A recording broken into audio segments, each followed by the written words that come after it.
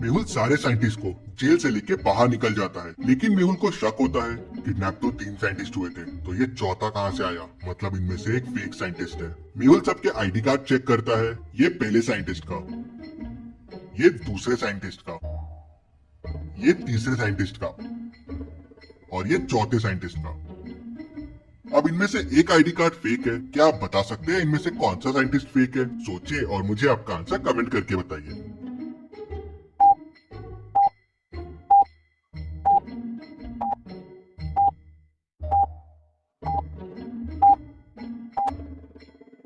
ये तीसरा scientist fake है। इस साइंटिस्ट की डिग्री देखिए, एमबीए इन फाइनेंस, और बाकियों की है PhD in chemistry, MTech in chemical compounds, MSc in biochemistry. तो ये तीन तो साइंटिस्ट हुए, कोई एमबीए वाला साइंटिस्ट कैसे होगा? तो पागल साइंटिस्ट ने एक अपना आदमी यहाँ छुपा रखा था। मेहुल उसे पकड़ लेता है और रस्सी से बांध देता है। उसे वहीं छोड़ के बाकी साइंटिस्ट और मेहुल जंगल में आगे बढ़ते हैं। और यहाँ पागल साइंटिस्ट गुस्से में आ जाता है कि सारे साइंटिस्ट जेल से भाग गए हैं। वो तुरंत अपने आदमियों को और डॉग्स को उनके पीछे भेज देता है। पागल साइंटिस्ट ने जंगल में केमिकल लोचा मचा रखा था, जिसके वजह से जंगल की कुछ एरियाज की केमिस्ट्री बदल गई थी। हर कलर आपस में बदल गए थे। ग्रीन कलर येलो हो गया था, ब्राउन कलर ब्लैक हो गया था। अब आप सोचिए और मुझे बताइए, ट्री पे जो रेड एप्पल्स है वो कौन से कलर के हो जाएंगे? सोचिए और मुझे आपका आंसर कमेंट करके बताइए।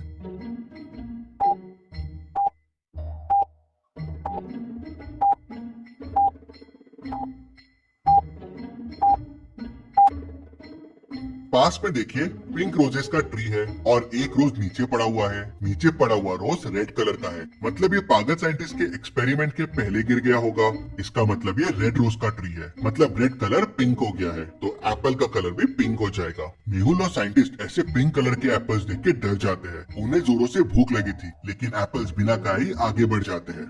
पागल साइंटिस्ट के जंगली कुत्ते मेहुल और बाकी साइंटिस्ट को ढूंढ ही रहे थे। पागल साइंटिस्ट पीछे से जंगली बैट्स भेज देता है। बैट्स तेजी से उड़ते हुए मेहुल और साइंटिस्ट के पास पहुंच जाते हैं। बैट्स उनको परेशान करने लगते हैं, काटने लगते हैं। मेहुल फोन निकालता है हेल्प मांगने के लिए, लेकिन नेटवर्क ही नहीं आ रहा था। पास में लकड़ी के टुकड़े, कुछ स्टोन्स पड़े हुए थे। सोचिए और मुझे बताइए, क्या कर सकते हैं मेहुल और साइंटिस्ट बैट से बचने के लिए? आपका आंसर मुझे कमेंट करके बताइए।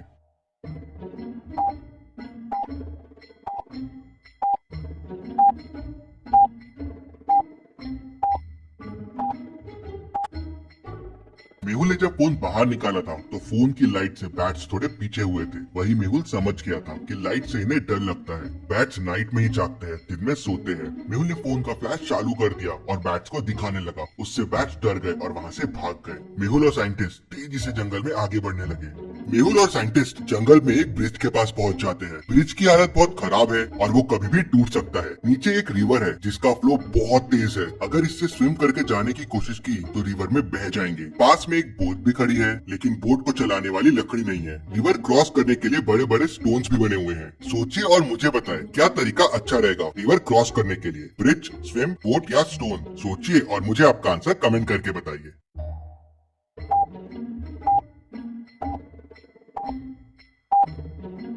रिवर का फ्लो बहुत तेज है, तो स्विम और बोट काम नहीं आएंगे। अगर आपने बोट से जाने की कोशिश की तो वो अलग डायरेक्शन में ही निकल जाएगी, और अगर ब्रिज से गए तो वो टूट जाएगा और आप पानी में बह जाएंगे। मतलब स्टोन से कूद के जाना ही सेफ है। मेहुल और साइंटिस्ट भी वही करते हैं। स्टोन्स पे कूदते हुए रिवर क्रॉस कर लेते हैं और जंगल में आगे बढ़ते हैं। जंगल में आगे बढ़ते बढ़ते मेहुल का पैर एक मधुमक्खी के छत्ते पे पड़ जाता है। उसमें से बहुत सारी मधुमक्खियां बाहर आ जाती है। मधुमक्खियां मेहुल और साइंटिस्ट को परेशान करने लगती है। वो आसपास देखते हैं तो ट्री की कुछ लकड़ियां पड़ी होती है, टोन्स पड़े होते हैं। अब इन मधुमक्खियों से बचने के लिए क्या करना होगा मेहुल और साइंटिस्ट को? उनके पास 4 ऑप्शन है। पहला, तो लकड़ी से मधुमक्खियों को भगाने की कोशिश करे। दूसरा, उन पे स्टोन्स फेंके। तीसरा, वहाँ से तेजी से भागे। या चौथा, धीरे धीरे चल के वहाँ से निकल जाए। आपको क्या लगता है कौन सा तरीका सही रहेगा? सोचिए और जल्दी से आपका आंसर कमेंट कीजिए।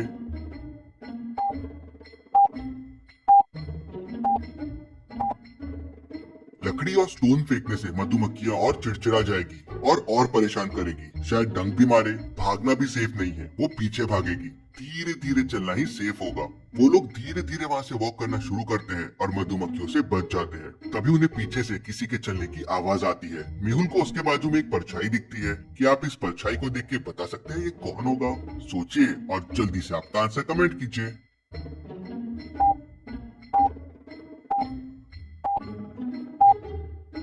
सर कटा हुआ है, मतलब ये एक ज़ॉम्बी है। ज़ॉम्बी को देख मेहुल और साइंटिस्ट वहाँ से भागना शुरू करते हैं। भागते भागते उन्हें सामने का एक गड्ढा नहीं दिखता और वो लोग उस गड्ढे में गिर जाते हैं। अब ज़ॉम्बी उनके पास आने लगता है। गड्ढे में उन्हें कुछ चीजें दिखती है, 3 गुलेल दिखती है, एक बंदूक, एक कटर, एक बैट। क्या इनमें से कोई चीज को यूज करके वो ज़ॉम्बीज को भगा सकते हैं? सोचिए और मुझे आपका आंसर कमेंट करके बताइए।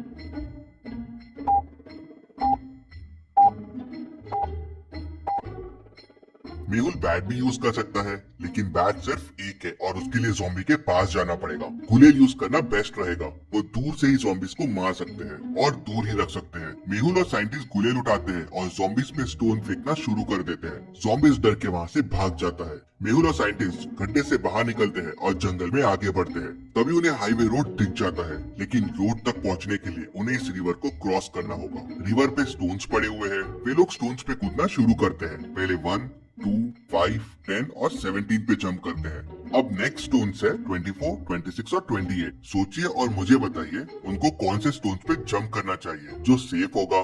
अगर गलत स्टोन्स पे कूदे तो स्टोन्स टूट जाएंगे और वो लोग रिवर में बह जाएंगे।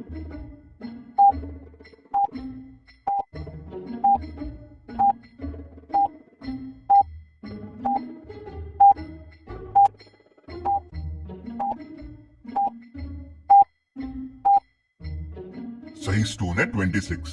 1 और 2 का डिफरेंस है 1, 2 और 5 का है 3, 5 और 10 का डिफरेंस है 5 और 17 और 10 का डिफरेंस है 7। तो अगला डिफरेंस हो जाएगा 9। डिफरेंस 2-2 से बढ़ रहा है, तो 17 प्लस 9 हो जाएगा 26। सभी 26 स्टोन्स पे जंप करके रिवर क्रॉस कर लेते हैं और हाईवे पे पहुंच जाते हैं। मेहुल ने अपनी बहादुरी से सारे साइंटिस्ट को बचा लिया। इसी बात पे जल्दी से वीडियो को लाइक कर दीजिए। चलिए अगली पहेली देखते हैं। गोपाल एसोसिएट्स में एक बहुत बड़ा करप्शन हुआ था। वहाँ काफी टाइम से मनी लॉन्ड्रिंग चल रही थी। इधर का पैसा उधर और उधर का पैसा इधर। पूरे मामले की तहकीकात करने डिटेक्टिव मेहुल को बुलाते हैं। मेहुल उनके ऑफिस पहुंचता है और उनके मैनेजर से बात करता है। उनका मैनेजर मेहुल को उनके सीए से मिलाता है। मेहुल सीए को बोलता है कि मुझे इस कंपनी के पिछले 5 साल के सारे डॉक्यूमेंट्स चाहिए। तो सीए मेहुल को बोलती है, अरे ये डॉक्यूमेंट्स तो काफी टाइम से हमने देखे ही नहीं है। ये सारे एक फाइल में एक अलमारी के अंदर रखे हुए हैं। मुझे लाने में थोड़ा टाइम लगेगा, मैं लेके आती हूँ। थोड़ी देर बाद सीए सारे डॉक्यूमेंट्स लेके आ जाती है। जब वो आते रहती है तो उसके हाथ से फाइल्स गिर जाती है। वो उन फाइल्स में से डॉक्यूमेंट उठा के मेहुल को देती है और बोलती है, ये लो डॉक्यूमेंट जो आपको चाहिए।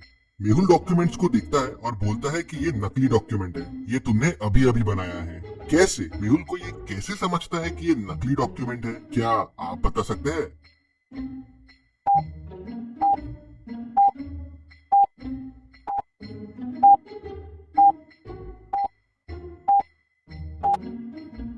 चलिए इसका आंसर देखते हैं। सीए जो डॉक्यूमेंट्स मेहुल को देती है उनमें होल्स नहीं थे, मतलब ये डॉक्यूमेंट कभी फाइल में रखे ही नहीं गए। उसी से मेहुल को समझ जाता है कि सीए झूठ बोल रही है और उसे नकली डॉक्यूमेंट्स दे रही है। इतनी मजेदार पहेलियों के लिए जल्दी से चैनल को सब्सक्राइब भी कर लीजिए। चलिए अगली पहेली देखते हैं। सना को काफी जोरों से भूख लगी थी। आज उसने टमेटो चीज सैंडविचेस लेके आए थे। वो फ्रिज ओपन करती है अपने सैंडविचेस लेने के लिए, लेकिन उसके सैंडविचेस गायब रहते हैं और बाजू में उसके सैंडविचेस का वॉलपेपर पड़ा होता है। उसे बड़ा गुस्सा आ जाता है। वो ऑफिस फ्लोर पे जाती है देखने के लिए कि किसने उसकी सैंडविच खाई। तो वहाँ 3 लोग काम कर रहे होते हैं। रोहन कहता है, मैं तो सुबह से इम्पोर्टेंट मीटिंग में हूँ, बस ये कॉफी पी पी के ही काम चला रहा हूँ। हाँ, मैंने तुम्हारे सैंडविचेस देखे थे फ्रिज में। रीमा कहती है, मैंने तो डोमिनोज से पिज्जा मंगवाया है, बहुत जोरों से भूख लगी थी, मैंने तो आज ऑफिस का फ्रिज खोला भी नहीं है। राहुल कहता है, मैं तो सुबह से प्रेजेंटेशन की प्रिपरेशन कर रहा हूँ, मम्मी ने आलू के पराठे दिए थे, बस वही खाया हूँ। हाँ, मैंने तुम्हारा पैकेट फ्रिज में जरूर देखा था। क्या आप तीनों की बातें सुन के बता सकते हैं सैंडविचेस किसने खाए होंगे? सोचिए और मुझे आपका आंसर कमेंट करके बताइए।